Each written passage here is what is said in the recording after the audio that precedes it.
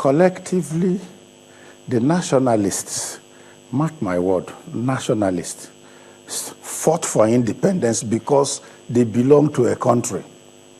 Are you with me? They first belonged to a country that was colonized before they asked for political independence. Are you with me? What we are talking about is the birth of that country.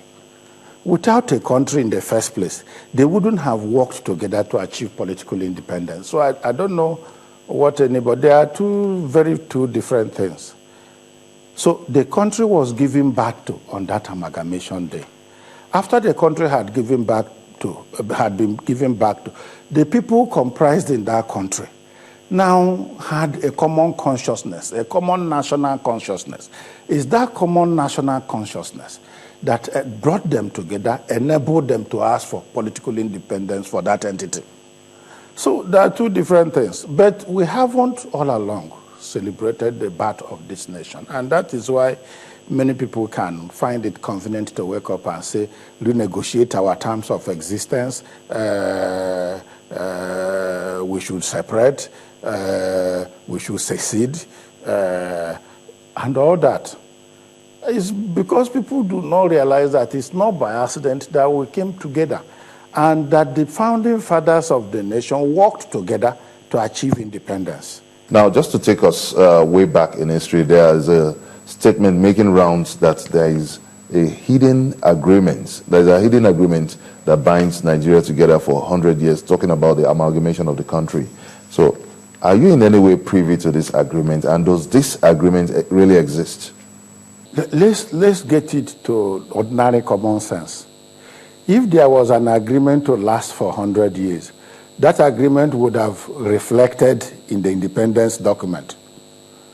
While asking for independence, they would have been asking for independence for a limited period of time. Are you getting for a limited period of time?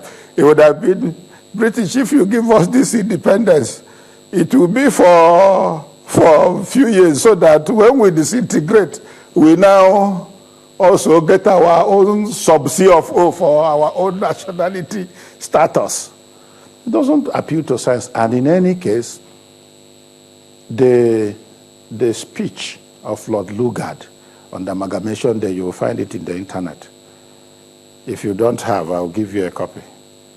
So the amalgamation was not negotiated over a table. It was done over a ceremony. And the speech is there. The speech, Lord Lugard's speech, is there. It's there on the net. So you can find it and you can read it. But removing that, if the coming together was temporary, then subsequent actions should have been temporary. So maybe the first group of Nigerians that interfered with the sovereignty of the nation, that is the army, would have also played up the temporary nature of the nation. But there hadn't been anything like that, and it doesn't make sense for anybody to so claim. It does not appeal to any sense whatsoever. But I believe you might have read the publication of the U.S. intelligence that says that the country might likely break away come 2015. How do you see this prediction? Well, I can ask you whether that prediction is scientific or is it a fortune telling? No, how do they say it? Is it a scientific thing or is it a product of divination? I have heard about this, but it doesn't for me. It doesn't for me matter much. More particularly, it's not an official position. It's just a reported opinion. But let me also say that I don't see why anybody should bother about that, because no matter how strong anybody feels that had become, that hadn't been more than what we experience every day from our own people.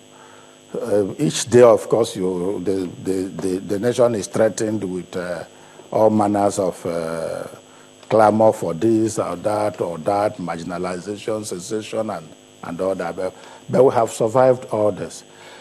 But for me, Never than now should we try to reinforce the foundation of our existence.